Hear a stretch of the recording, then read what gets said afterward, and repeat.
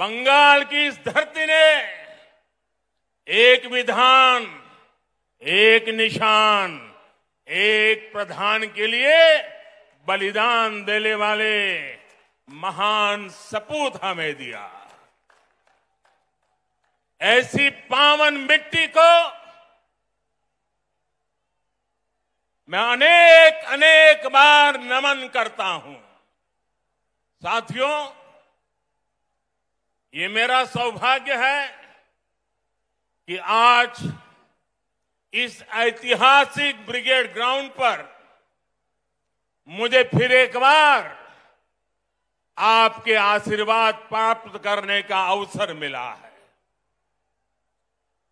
Brigade ground के आसपास एक तरफ स्वामी विवेकानंद जी का जन्म स्थान है, दूसरी तरफ नेताजी सुभाष बाबू का निवास स्थान है, एक तरफ महर्षि श्री अरविंदो का जन्म स्थान है, तो दूसरी तरफ डॉक्टर श्यामा प्रसाद मुखर्जी का जन्म स्थान है। ये कोलकाता, बंगाल और पूरे भारत की बहुत बड़ी प्रेरणा स्थली है। बीते दशकों में ब्रिगेड ग्राउंड में अनेकों बार ये नारा गूंजा है, ब्रिगेड चलो। सुना है ना, ब्रिगेड चलो। इस ग्राउंड ने अनेक देशभक्तों को देखा है, लेकिन ये ग्राउंड बंगाल के विकास में रोड़ा अटकाने वालों का भी गवाह रहा है। बंगाल की भूमि को 2400 घंटे हड़ताल और बंद में झोंक देने वालों की नीतियां और साजिशें भी इस ग्राउंड ने देखी है। इन लोगों ने बंगाल की इस महान भूमि का जो हाल किया, वो पीढ़ी दर पीढ़ी बंगाल के लोगों ने सहा है, बर्दाश्त किया है। लेकिन ये बंगाल के लोगों की महानता है, ये बंगाल के लोगों की अदम्य इच्छा शक्ति है कि उन्होंने बंगाल में परिवर्तन की उम्मीदों को कभी छोड़ा नहीं। बंगाल के लिए ममता दीदी पर भरोसा किया था, लेकिन दीदी और उनके काडर ने आपका ये भरोसा तोड़ दिया, आपके सपनों को चूर चूर कर दिया। ये वो लोग हैं जिन्होंने बंगाल का विश्वास तोड़ा। इन लोगों ने बंगाल को अपमानित किया।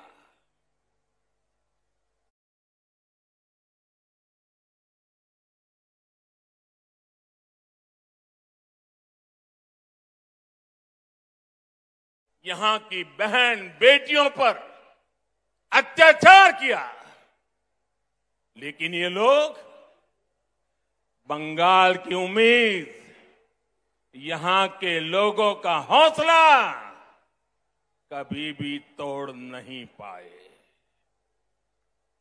आज जो ये जनसागर मौजूद है, वो इस उम्मीद की, इस हौसले की जीती जागती तस्वीर है। बांग्ला चाय उन्नति, बांग्ला चाय शांति, बांग्ला चाय प्रगतिशील बांग्ला, बांग्ला चाय सोनार बांग्ला। मैं देख रहा हूं इस बार के विधानसभा चुनाव में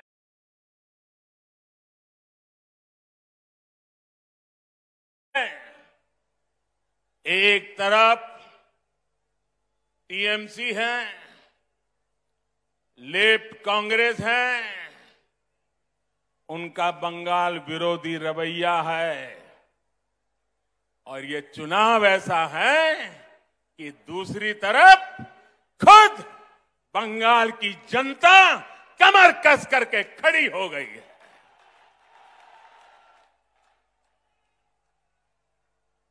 आज भाजपा को आशीर्वाद देने के लिए लाखों लोगों का यहां आना,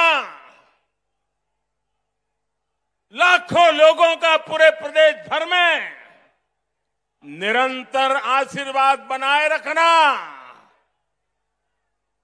सामान्य मानवी हो, बंगाल के बौद्धिक जन हो, कला जगत के लोग हो, सभी अपना प्रेम, अपने आशीर्वाद बरसा रहे हैं। सबके दिल में एक ही इच्छा है, हमारा बंगाल विकास की नई ऊंचाई पर पहुंचे। आज तो हमारे बीच बांग्लार छेले मिठुन चक्रवर्ती जी भी है। उनकी जीवन गाथा संघर्ष और सफलता के अद्भुत उदाहरणों से भरी हुई है। अपनी सफलता का पुण्य वो लोकनाथ बाबा के आशीर्वाद से सामान्य जनों तक पहुंचा रहे हैं। साथियों, आज ब्रिगेड ग्राउंड में आप लोगों की हुंकार, ये हुंकार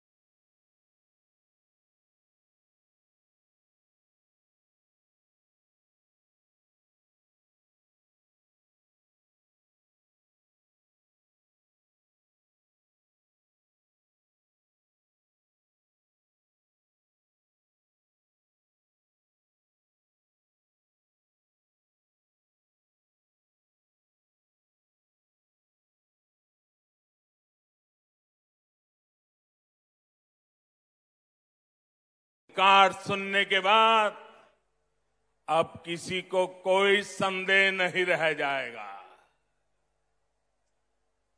शायद कुछ लोगों को तो लगता होगा आज 2 मई आ गई है।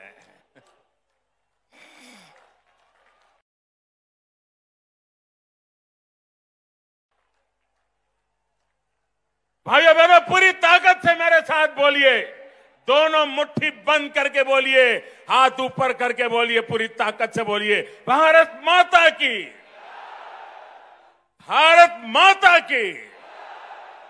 साथियों, भारत माता के इस जयकारे की गूंज बंगाल के कोने कोने तक जा रही है। भारत माता के आशीर्वाद से सोनार बांग्ला का संकल्प जरूर सिद्ध होके रहेगा। यहां आया एक एक व्यक्ति, हमारी माताएं, हमारी बहनें, हमारी बेटियां, बंगाल का युवा आज बंगाल में आशोल परिवर्तन के लिए आया है।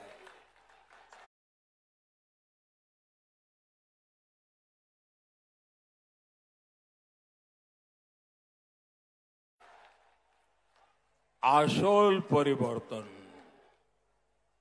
मैं इस ब्रिगेड ग्राउंड से आपको इस आशोल परिवर्तन का विश्वास दिलाने आया हूं। विश्वास बंगाल के विकास का, विश्वास बंगाल में स्थितियों को बदलने का, विश्वास बंगाल में निवेश बढ़ाने का, उद्योग बढ़ाने का, विश्वास बंगाल के पुनर्निर्माण का, विश्वास बंगाल की संस्कृति और यहां की परंपराओं की रक्षा का मैं विश्वास दिलाने आया हूं कि आपके लिए, यहां के नौजवानों के लिए, यहां के किसानों के लिए, उद्यमियों के लिए, यहां की बहनों बेटियों के विकास के लिए हम 24 घंटे दिन रात मेहनत से काम करेंगे। हम मेहनत करने में कोई कमी नहीं रखेंगे। हम पल पल आपके लिए जिएंगे। हम पल पल आपके सपनों के लिए जिएंगे। ये विश्वास दिलाने में आया। हम आपकी सेवा करेंगे, आपका आशीर्वाद लेंगे। आपका दिल सिर्फ चुनाव में नहीं, हर पल आपका दिल जीतते रहेंगे। अपने काम के द्वारा, सेवा के द्वारा, समर्पण के द्वारा, परिश्रम के द्वारा। यहां जो भाजपा की सरकार बनेगी, उसकी नीति, उसके निर्णयों में बंगाल के लोगों का हित ये सुप्रीम होगा। बंगाल के लोगों का हित ये सर्वोपरि होगा। यहां जो भाजपा की सरकार बनेगी, आशोल परिवर्तन का मंत्र उसकी प्रेरणा होगा, उसके परिश्रम का आधार होगा।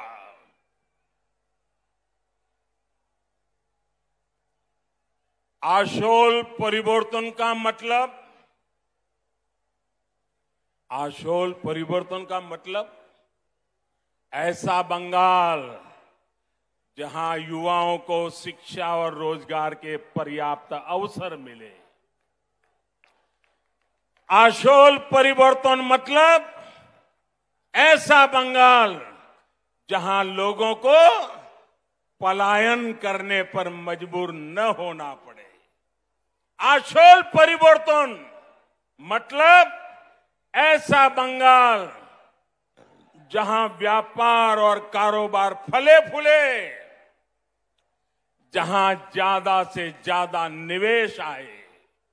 आशोल परिवर्तन मतलब ऐसा बंगाल जहां 21वीं सदी का आधुनिक इंफ्रास्ट्रक्चर हो।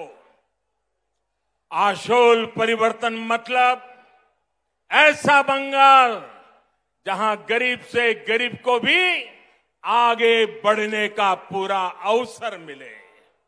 आशोल परिवर्तन मतलब ऐसा बंगाल जहां हर क्षेत्र, हर वर्ग की विकास में बराबर की भागीदारी होगी।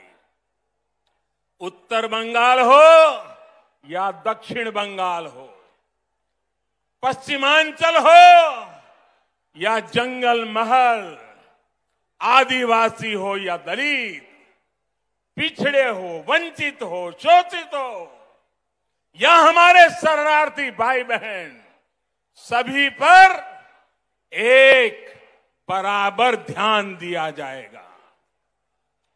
जहां सबका साथ, सबका विकास, सबका विश्वास शासन का मंत्र होगा।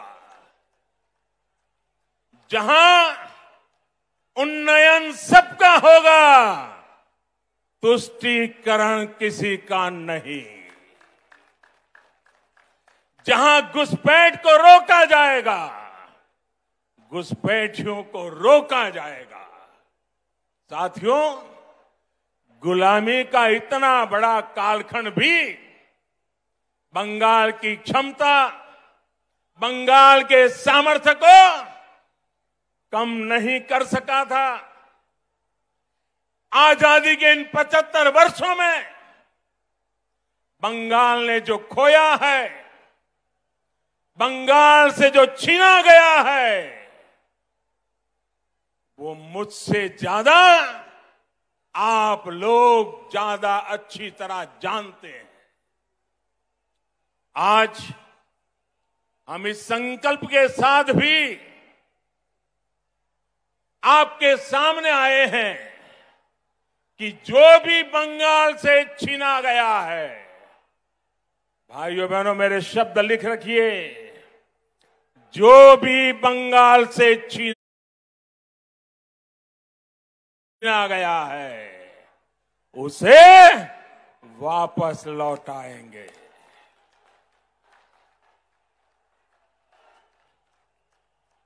आज जब भारत अपनी आजादी के 75 वर्ष में प्रवेश कर रहा है तो बंगाल एक नई ऊर्जा, एक नए संकल्प के साथ आगे बढ़ेगा।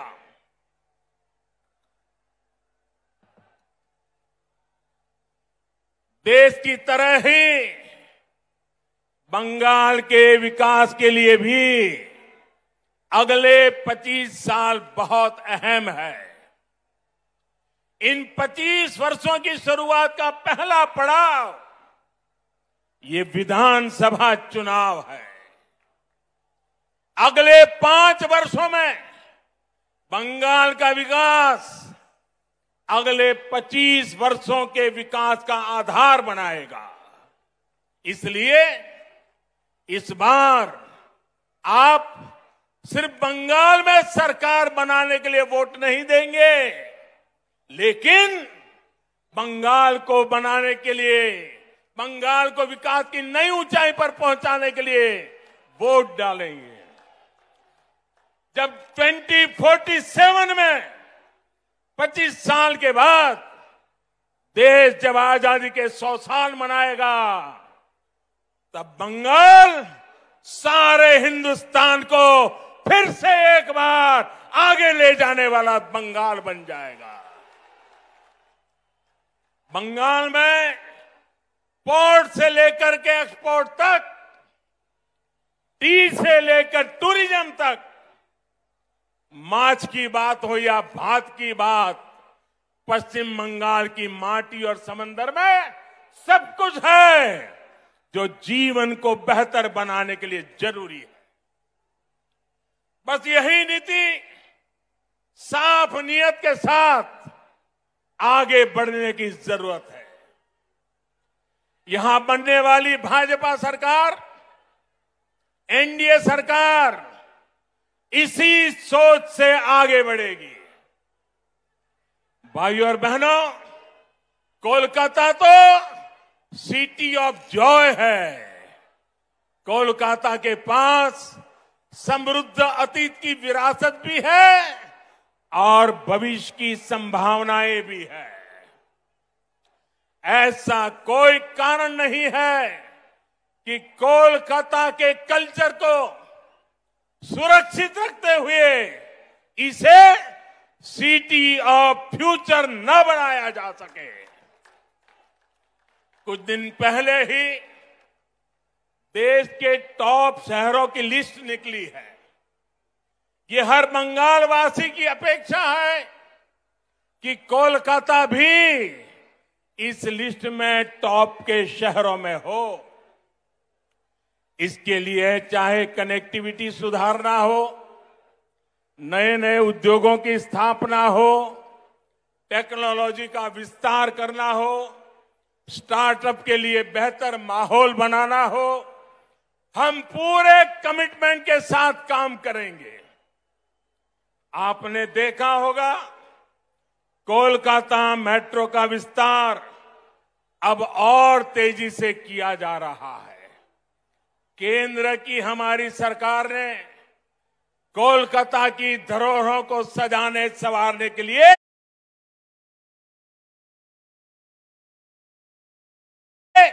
अनेक प्रयास किए हैं। जब कोलकाता में विकास का डबल इंजन लग जाएगा तो वो रोड़े, वो अड़चने भी खत्म हो जाएगी जो भी कदम कदम पर हमें अनुभव होती है।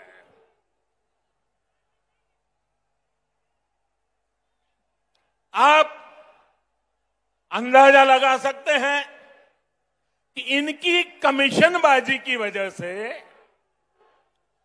कोलकाता एयरपोर्ट से जुड़े हुए कई काम देखिए कब तक रुके हुए हैं। ऐसे रुके हुए हर काम को भाजपा सरकार में तेज गति दी जाएगी। यहां के स्मार्ट सिटी प्रोजेक्ट को भाजपा सरकार में नई ऊर्जा मिलेगी। शहर में नए फ्लाईओवर बनाए जाएंगे। अधूरे फ्लाईओवर्स को समय सीमा में पूरा किया जाएगा। भाजपा सरकार बनने के बाद कोलकाता में झुग्गियों में रहने वाले को भी पक्के घर मिलेंगे। प्रधानमंत्री आवास योजना का लाभ मिलेगा। रेहड़ी और ठेला लगाने वाले हमारे भाई बहनों को भी भाजपा सरकार में स्वनिधि योजना का लाभ तेज गति से दिलाया जाएगा। साथियों, कोलकाता के साथ ही बंगाल के दूसरे शहरों में भी आत्मनिर्भर भारत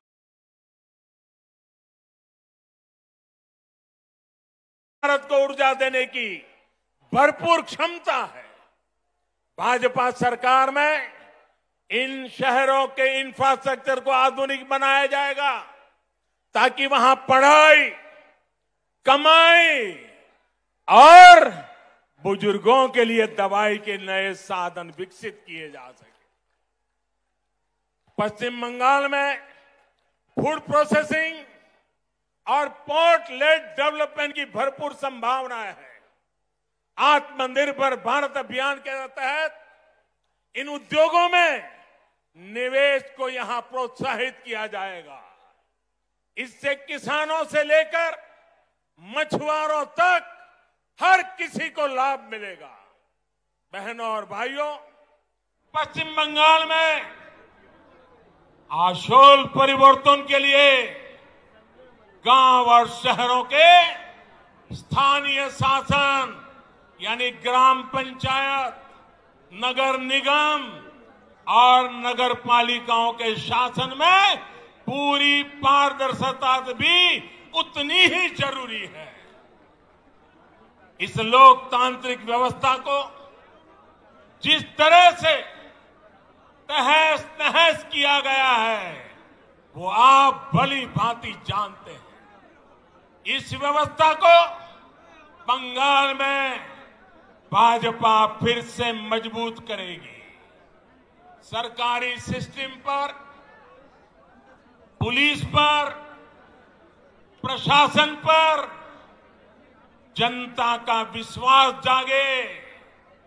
हम वो परिवर्तन लेके रहेंगे, ये हम लाएंगे। भाजपा सरकार में एग्जाम से लेकर के ट्रेनिंग और रिक्रूटमेंट तक एक पारदर्शी व्यवस्था फिर से खड़ी होगी।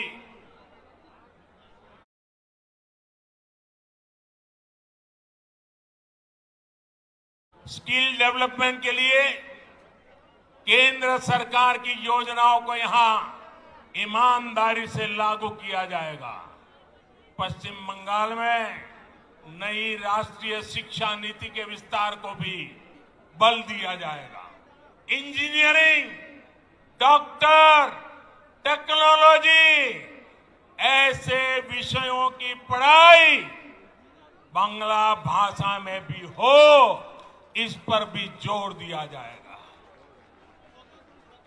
अंग्रेजी नहीं जानता, इसलिए गरीब का बच्चा, गरीब की बेटी अब डॉक्टर बनने के सपने से दूर नहीं रहेगी। गरीब का बच्चा, गरीब की बेटी भी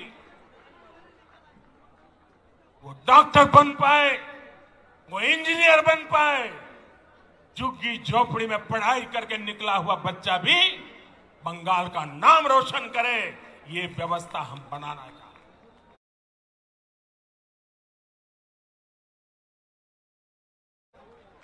साथियों, हमारा लक्ष्य सिर्फ पश्चिम बंगाल में सत्ता का परिवर्तन करना नहीं है।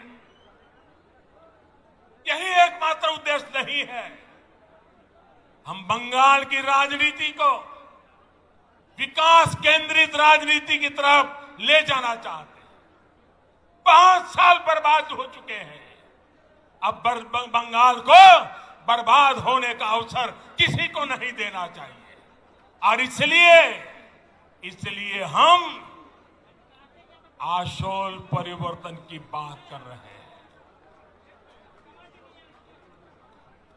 और आशोल परिवर्तन के इस महायज्ञ में बंगाल के लोगों को भी ये भी याद रखना है कि उनके साथ किस तरह का छल बार बार लगातार कैसा छल किया गया है, इसे भूलना नहीं।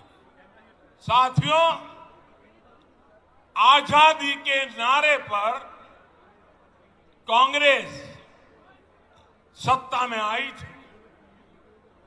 आजादी के बाद कुछ समय काम हुआ, लेकिन फिर बंगाल पर वोट बैंक की राजनीति हावी होती चली गई। इस राजनीति को वामपंथियों ने बढ़ाया और आगे लिया और वामपंथियों ने तो नारा दिया। आपको याद होगा, बंगाल के लोगों को याद होगा, वामपंथी क्या कहते थे? कांग्रेसेर कालो हाथ, कांग्रेसेर कालो हाथ भंगे दाओ गुड़िए दाओ।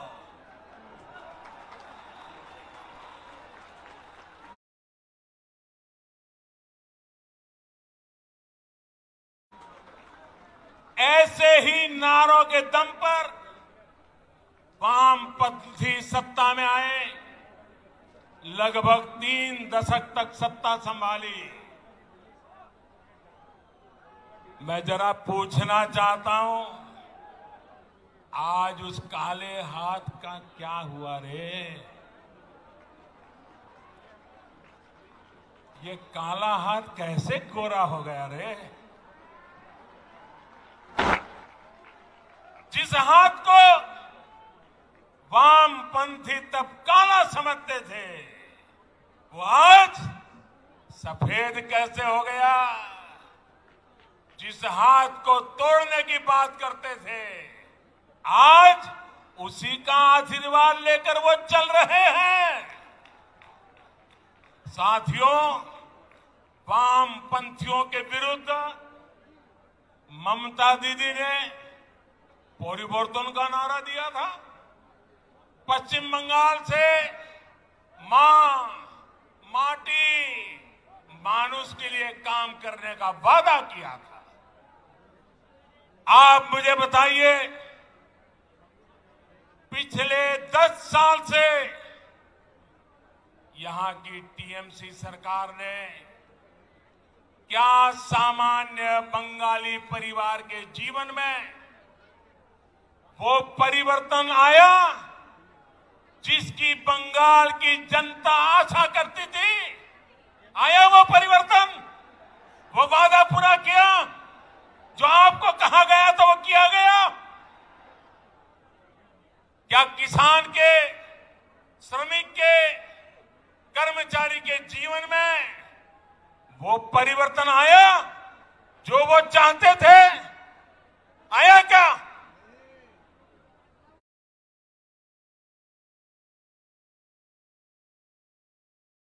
क्या गरीब के जीवन में कोई परिवर्तन आया है क्या?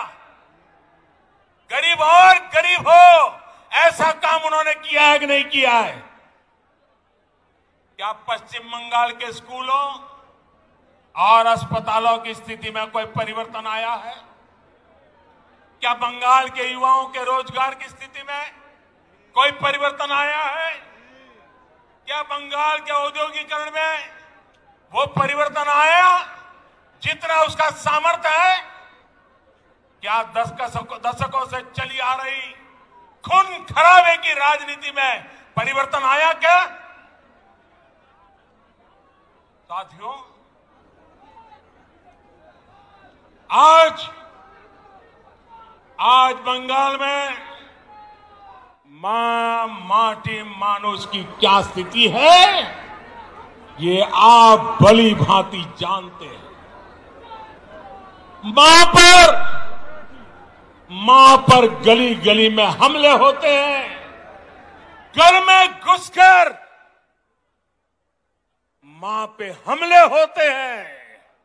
अभी हाल में जो 80 साल की बूढ़ी मां के साथ हुआ है, जो निर्ममता दिखाई गई है, उसने इन लोगों का क्रूर चेहरा पूरे भारत को दिखा दिया है।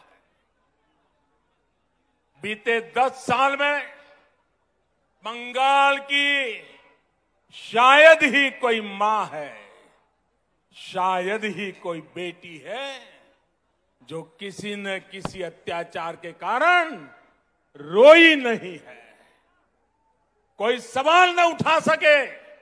इसलिए ये आंकड़े भी छिपा करके बैठ गए हैं।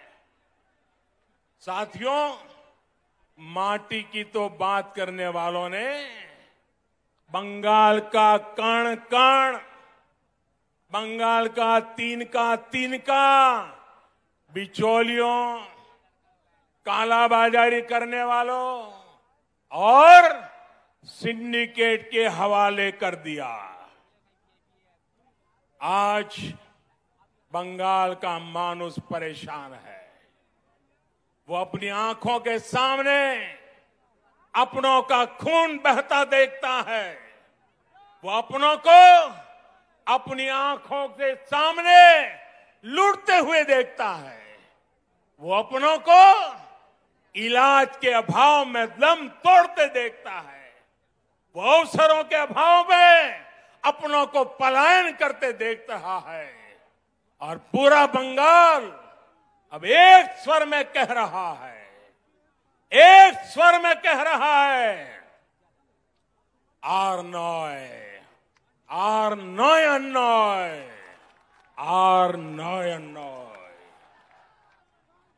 ये टीएमसी सरकार के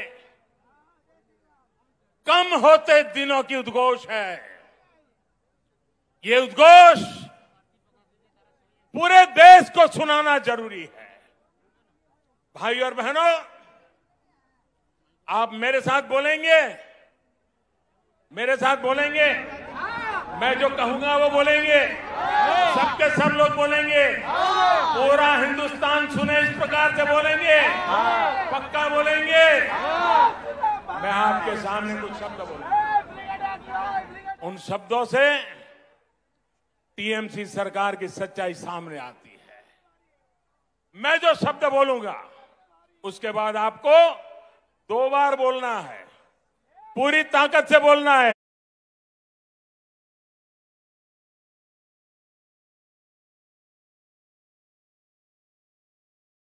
आपको बोलना होगा आर नॉय। मैं जब बोलूंगा उसके बाद बोलना है। और इसके अंदर आपका गुस्सा, आपका आक्रोश, आपके दिल की आवाज निकलनी चाहिए, जो हिंदुस्तान के कोने कोने में पहुंचनी चाहिए। बोलेंगे, पक्का बोलेंगे। आपको आर नॉय बोलना है, ठीक है। भ्रष्टाचार, 2 बार बोलना है। भ्रष्टाचार, भ्रष्टाचार, तोलाबाजी, तोलाबाजी, कटमनी, कटमनी, सिंडिकेट, सिंडिकेट, बेरोजगारी, बेरोजगारी, हिंसा, हिंसा, आतंक, आतंक, तुष्टिकरण, तुष्टिकरण, अन्याय, अन्याय।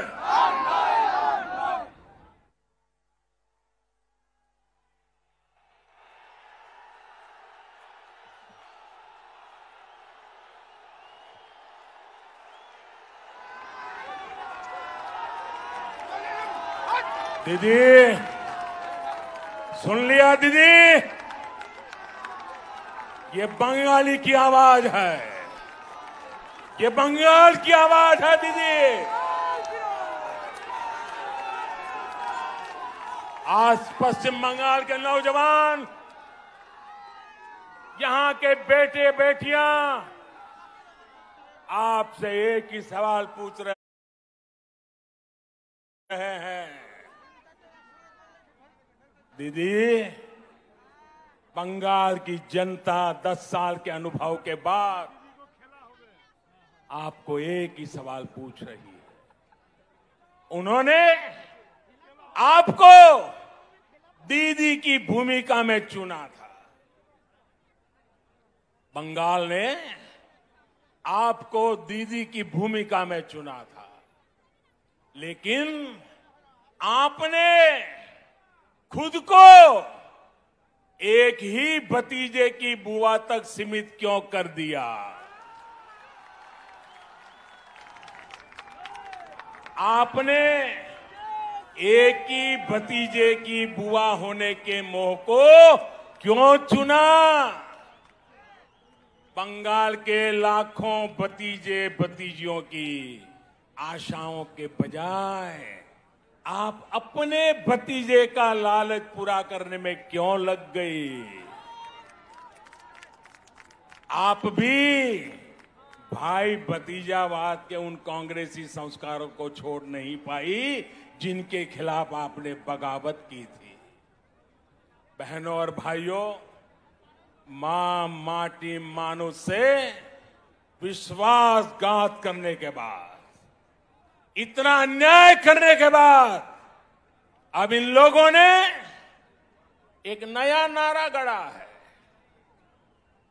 अरे दीदी, आप बंगाल की ही नहीं, आप तो पूरे भारत की बेटी है। कुछ दिन पहले जब आपने स्कूटी संभाली,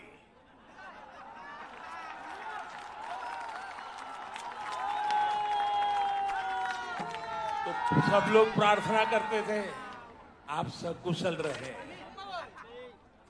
आपको चोट न लग जाए। अच्छा हुआ आप गिरी नहीं तो जिस राज्य में वो स्कूटी बनी है उस राज्य को ही अपना दुश्मन बना लेती। अगर स्कूटी साउथ में बनी होती तो साउथ को दुश्मन बना लेती, अगर स्कूटी नॉर्थ में बनी होती तो नॉर्थ को दुश्मन बना लेती। अच्छा हुआ आप ठीक है, तब आप गिरी नहीं। जब आपकी स्कूटी भवानीपुर जाने के बाद बदल नंदीग्राम की तरफ मुड़ गई।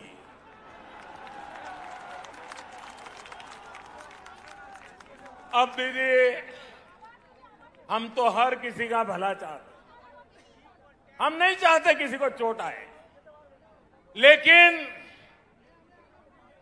जब स्कूटी ने नंदीग्राम में गिरना तय किया है तो हम क्या करें?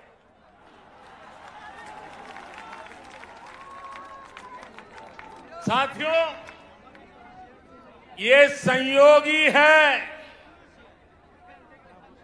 कि अंतर्राष्ट्रीय महिला दिवस से एक दिन पहले मैं बंगाल की इस पवित्र धरती को प्रणाम करने आया। ये वो धरती जिसने मां शारदा देवी, मातंगिनी हाजरा, रानी रासमोनी, प्रीति लता वादेदार, सरदार देवी चौधरानी, कामिनी राय जैसी अनेक अनेक होनहार बेटियां भारत को दी। ये मेरा सौभाग्य है कि बीते 6 साल में केंद्र सरकार की हर योजना के केंद्र में हमारी बेटियां रही है, हमारी बहनें रही हैं, हमारी माताएं रही हैं। आज गरीब को अपना पक्का घर भी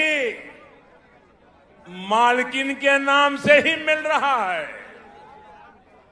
घर घर शौचालय बने, इज्जत घर बने, तो बहन बेटियों को ही सम्मान मिला, उनको तकलीफ से मुक्ति मिली। बंगाल में 4 करोड़ से ज्यादा जनधन खाते खोले गए। इसमें आधे से ज्यादा खाते महिलाओं के ही हैं। हमने जब मुद्रा लोन देकर नए अवसर दिए तो इसका भी लाभ लेने वाली 75% महिलाएं ही हैं। हमने देश की गरीब बहनों को गैस कनेक्शन दिया तो कोरोना महामारी के दौरान उनके वो बहुत काम आया। पश्चिम बंगाल की लाखों बहनों को कोरोना काल में मुफ्त गैस सिलेंडर दिए गए। साथियों, बहनों को सबसे बड़ी दिक्कत अगर आती है तो वो पानी की है, जल की है। इसलिए 1.5 साल पहले केंद्र सरकार ने हर घर तक नल से जल पहुंचाने का अभियान शुरू किया। मैंने कुछ दिन पहले हुगली में इसका जिक्र किया तो टीएमसी के नेताओं ने कहा कि बंगाल में पानी की कोई कमी नहीं है। मैं गलत विषय उठा रहा हूं। टीएमसी की यही भावना दिखाती है कि उसे बंगाल के गरीबों, बंगाल की महिलाओं, बंगाल के बच्चों की कोई परवाह नहीं है, नहीं उनका कोई लेना देना है। बंगाल में जल जीवन मिशन इसलिए जरूरी है कि यहां आज भी आजादी के 75 साल के बाद एक महिला यहां राज कर रही है। तब आज भी 1.5 करोड़ से ज्यादा घरों में नल से पानी नहीं आता है। बंगाल में जल जीवन मिशन इसलिए जरूरी है क्योंकि अनेकों जिलों में आर्सेनिक युक्त पानी बच्चों का जीवन तबाह कर रहा है, सभी को बीमार कर रहा है। क्या गरीब की चिंता करना, गरीब की सेवा करना क्या हमारा कर्तव्य नहीं है? क्या गरीब कर भी राजनीति करेंगे? लेकिन अफसोस है साथियों कि देश में टीएमसी सरकार गरीबों पर झूठ बोल के राजनीति करने पर तुली हुई है। हर घर जल पहुंचाने के लिए केंद्र सरकार जो पैसे भेज रही है उसका बहुत बड़ा हिस्सा आज तक यहां की सरकार खर्च ही नहीं कर पाई है। और आज इस ब्रिगेड ग्राउंड से पूरे बंगाल के लोगों से पूछता हूं, क्या टीएमसी सरकार बंगाल के गरीबों, यहां की महिलाओं, यहां के बच्चों की गुनहगार है कि नहीं है? गुनहगार है कि नहीं है? गुनहगार है कि नहीं है? इस चुनाव में उसे सजा मिलनी चाहिए कि नहीं मिलनी चाहिए? जोरों से सजा मिलनी चाहिए कि नहीं मिलनी चाहिए? साथियों, एक और योजना है। ऐसी कितनी ही योजनाओं का पैसा यहां की राज्य सरकार तिजोरी में रख करके बैठ गई है। दीदी जैसे ठान कर चल रही है कि न काम करेंगे न करने देंगे। आप मुझे बताइए, ऐसी सरकार को हटाएंगे ऐसी सरकार को हटाएंगे, ऐसी सरकार को हटाएंगे। साथियों, बीजेपी सिर्फ घोषणाओं पर नहीं, घोषणाओं को तेजी से अमल करने पर विश्वास करती है। जो कहा हम उसको समय सीमा के भीतर करने की कोशिश करते हैं। आजकल तो हमारे विरोधी भी कहते हैं कि मैं दोस्तों के लिए काम करता हूं।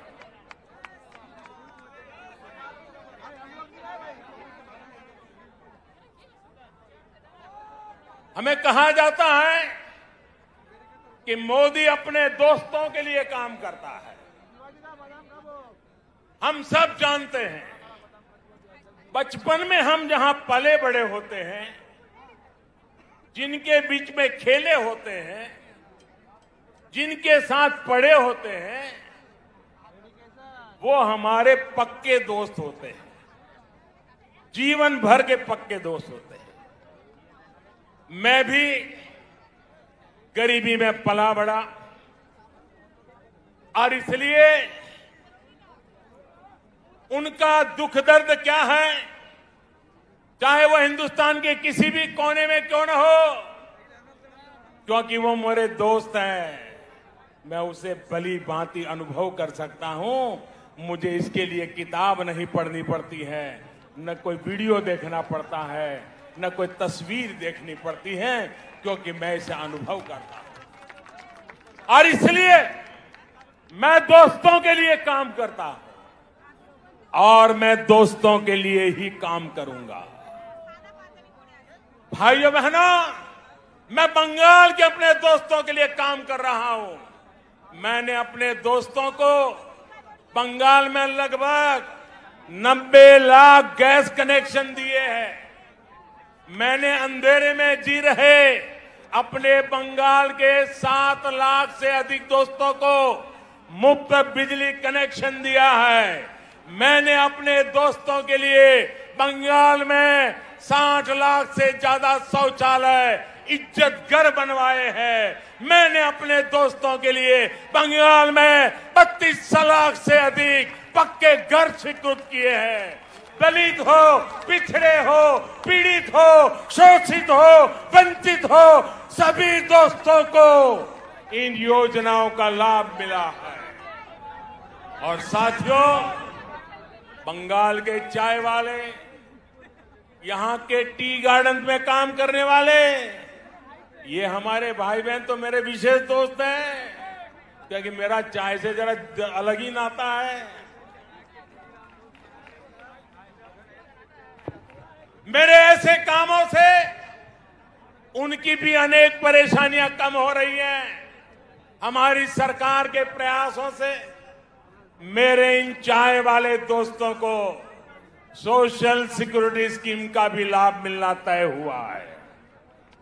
किसी बीमारी की स्थिति में काम रुकने पर या फिर गर्भावस्था के दौरान महिला कर्मचारियों को दिक्कत न हो, इस पर जोर दिया जा रहा है। इस साल के बजट में मेरे इन चाय वाले दोस्तों के लिए 1000 करोड़ रुपए की विशेष योजना का ऐलान भी किया है, क्योंकि यही मेरे दोस्त हैं।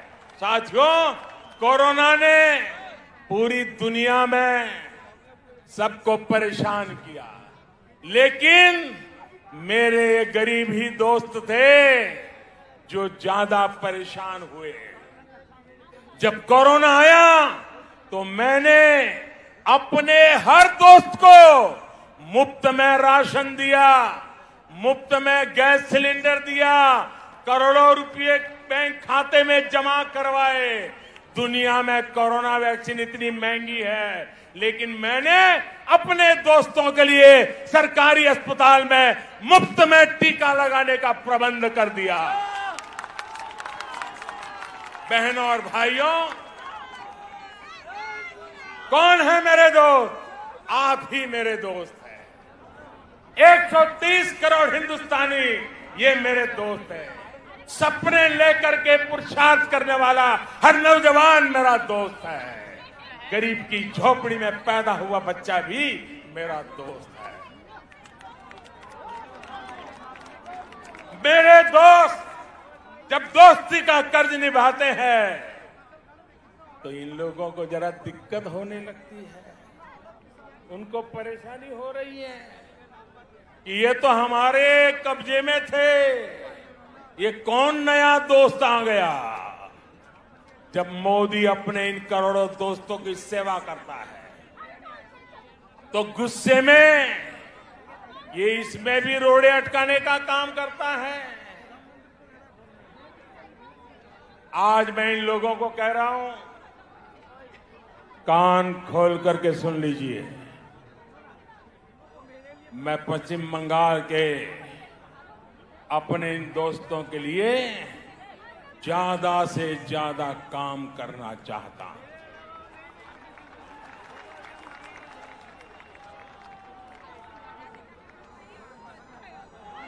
बंगाल सरकार रोक रही है, लेकिन मैं बंगाल के लाखों किसान दोस्तों के बैंक खाते में हजारों करोड़ रुपए सीधे जमा करना चाहता हूं। बंगाल सरकार रोक रही है, लेकिन मैं बंगाल के करोड़ों गरीब दोस्तों को आयुष्मान भारत योजना के तहत पूरे देश में कहीं पर भी 5 लाख रुपए तक के मुफ्त इलाज की सुविधा देना चाहता हूं। अब मेरे आप सभी दोस्त बताइए, दोस्ती चलेगी या तोलाबाजी? दोस्ती चलेगी? चलेगी। बहनों और भाइयों, आपके इसी जोश से दीदी और उनके साथियों की नींद उड़ी हुई है। तभी तो ये लोग कह रहे हैं इस बार खेला होवे, खेला होवे, खेला होवे। वाकई ये लोग तो अनुभवी खिलाड़ी हैं, ये खूब खेलना जानते हैं, इन्होंने खूब खेला भी है। कौन से खेल बाकी छोड़ा है आपने? कितने ही घोटाले करके बंगाल के गरीबों को लूटा गया है, बंगाल की संपदा को लूटा गया है। आपने क्या बाकी छोड़ा है? यहां तो अम्फान पीड़ितों के लिए भेजी गई राहत भी लूट ली गई। टोलाबाजी, सिंडिकेट, कमीशन कट, आपने इन घोटाले किए हैं, इतने घोटाले किए हैं कि अपने आप में करप्शन ओलंपिक का खेल आयोजित हो जाए। आपने लोगों की मेहनत की कमाई से लोगों की जिंदगियों से खेला। आपने चाय बागानों को ताला लगा दिया, राज्य को कर्ज में डुबो दिया। आपने युवाओं से उनके हक की नौकरी, उनका वेतन तक छीन लिया। यहां भर्ती परीक्षाओं में किस तरह का खेल होता है? छोटी छोटी लिस्ट रिलीज होती है, लिस्ट रिलीज करने से पहले किसी के घर में फाइल जाती है, किसी के घर में मंजूरी ली जाती है। कौन से खास लोगों का चयन होता है, ये क्या आपसे छिपा हुआ है क्या? सारा बंगाल जानता है। अब ये नहीं चलेगा, अब ये खेल नहीं चलेगा। आप मुझे बताइए साथियों, ये खेल बंद होना चाहिए कि नहीं होना चाहिए? ये खेल बंद होना चाहिए कि नहीं होना चाहिए? ये खेल खत्म होना चाहिए कि नहीं होना चाहिए? ये खेल खत्म होना चाहिए कि नहीं होना चाहिए? दीदी, ये आवाज सुनिए, ये शंखनाद सुनिए। अब हर तरफ से एक ही आवाज है, टीएमसी का खेला शेष, टीएमसी का खेला शेष, खेला खत्म, विकास शुरू। मेरा आपसे आग्रह है,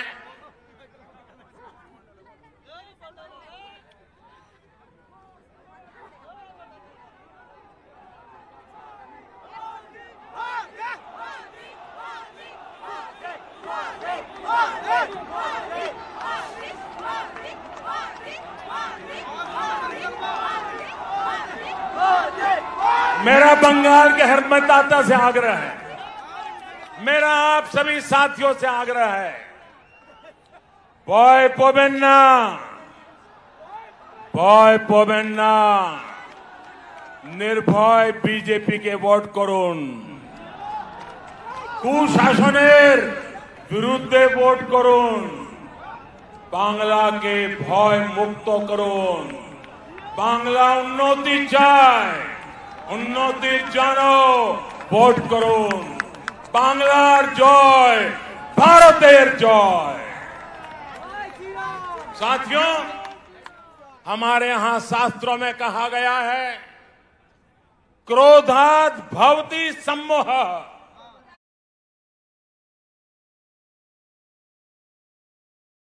सम्मोहात् स्मृति विभ्रमः, यानी जब कोई असफलता में, डर में, खीज में गुस्सा करता है तो उस गुस्से से उसका मोह, विचलन और ज्यादा बढ़ जाता है, फिर उसे कंफ्यूजन होता है और कंफ्यूजन में इंसान लगातार गलती करता जाता है, बुरा करता जाता है, बुरा सोचने लग जाता है और अपना ही सब कुछ गंवा देता है। इस गुस्से में मुझे भी क्या क्या कहा जा रहा है, आपको याद होगा मेरे लिए क्या क्या कहा गया है। कभी रावण कहा जा रहा है, कभी दानव कहते हैं, कभी दैत्य, तो कभी गुंडा। दीदी इतना गुस्सा क्यों?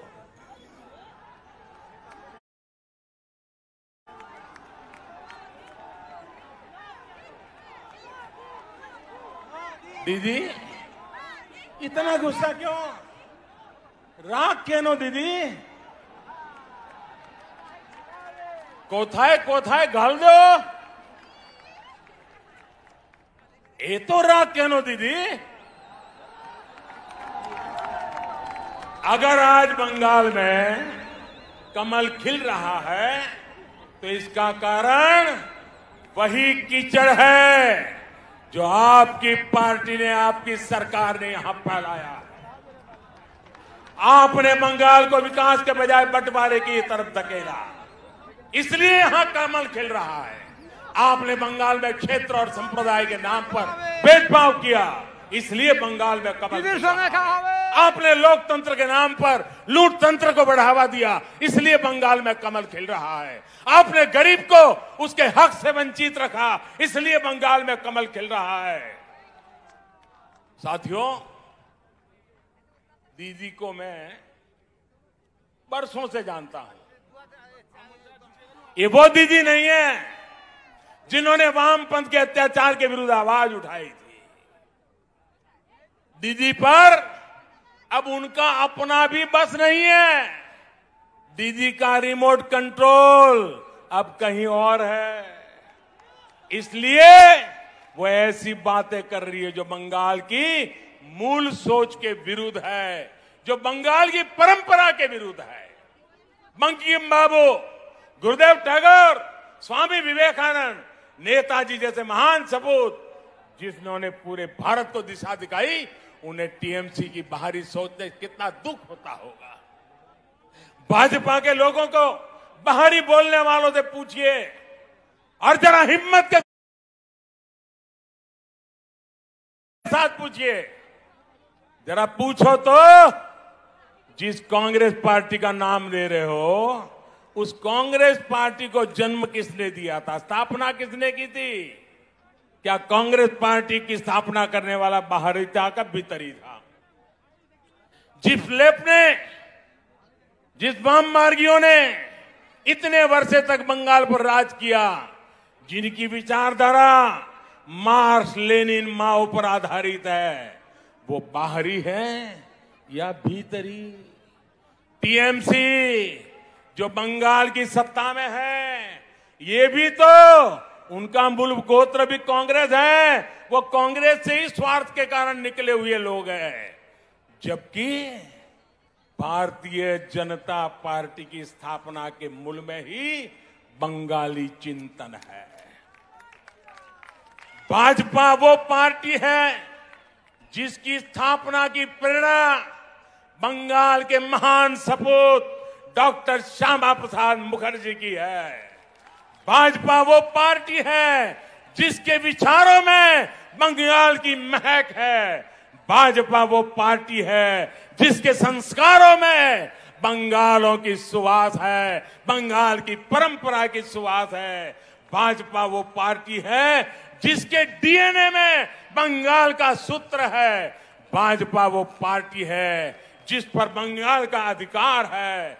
भाजपा वो पार्टी है जिस पर बंगाल का कर्ज है। भाजपा ये कर्ज कभी चुका नहीं सकती, लेकिन बंगाल की माटी का तिलक लगाकर उसे विकास की नई ऊंचाई पर पहुंचाना चाहती है। साथियों, देश के सबसे बड़े राज्य से लेकर देश के सबसे छोटे राज्य तक मैं भारतीय जनता पार्टी के माध्यम से आज जनता की हम लोग सेवा कर रहे हैं। कमल के फूल में बंगाल की मिट्टी की खुशबू है, इसलिए ही कहा जा रहा है लोकसभा में टीएमसी हाफ, लोकसभा में टीएमसी हाफ, और इस बार पूरी साथ। इस बार पश्चिम बंगाल के भाजपा कार्यकर्ताओं से भी कहूंगा, और मैं आदरपूर्वक स्मरण करते हुए कहना चाहता हूं, आपके तप, आपके त्याग और आपका बलिदान हिंदुस्तान के कोटि कोटि भाजपा कार्यकर्ताओं के परिवारजन उनको प्रेरणा देता है। आपने बंगाल की जो लड़ाई लड़ी है, जो त्याग किया है, जो पुरुषार्थ किया है, मैं आज आपके उस तप को, आपके उस त्याग को, उसके तपस्या को आज मैं फिर बार आदरपूर्वक नमन करता हूं। साथियों, पश्चिम बंगाल के साथ जो हुआ वो कोई भूल नहीं सकता। भाजपा के हर कार्यकर्ता के परिवार को, पश्चिम बंगाल में अन्याय का शिकार हर व्यक्ति को न्याय दिलाने के लिए हम प्रतिबद्ध हैं। आपके हर प्रयास में मैं आपके साथ हूं। आप पूरे जोश और जुनून के साथ एक एक मतदाता तक पहुंचिए। बंगाल में डर और भय के पुराने दिन अब 2 मई से आगे नहीं चलने वाले हैं। मैं बंगाल के सरकारी कर्मचारियों से भी आग्रह करूंगा, बिना किसी राजनीतिक दल के दबाव में आए काम करिए। देश का